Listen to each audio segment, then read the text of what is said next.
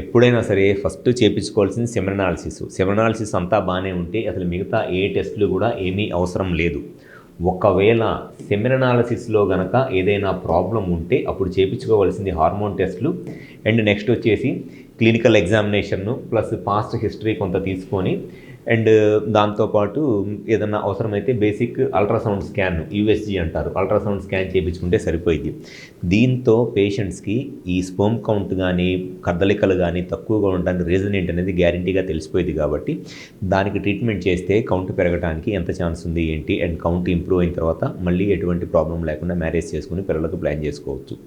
So marriage చేసుకోవటానికే age పెరిగిపోయిన తర్వాత marriage చేసుకొని మళ్ళీ మ్యారేజ్ చేసుకున్న తర్వాత 1 or 2 years పాటు పిల్లలు వద్దనుకో అని చెప్పని ఏదో సమ్ ఫైనాన్షియల్ ఇష్యూస్ ప్లాన్ చేసుకొని ఆ తర్వాత మళ్ళీ 1 or 2 years సెక్షువల్గా ట్రై చేసి పిల్లలు పుట్టట్లేదని ఆల్ ఆఫ్ ఎ సడన్ ట్రీట్మెంట్కి వెళ్ళి 37-38 years దగ్గర ట్రీట్మెంట్ స్టార్ట్ చేసి అన్నెసెసరీ ఐవీఎఫ్ చేయించుకుంటాం, అనవసరంగా డబ్బులు టైం వేస్ట్ చేసుకొని ఆ ఏజ్లో ఐవీఎఫ్ చేయించుకున్న సక్సెస్ అవ్వక అనవసరంగా చాలా రకాలైన ఇబ్బందులు ఎదుర్కొంటున్నారు చాలామంది కపుళ్ళు.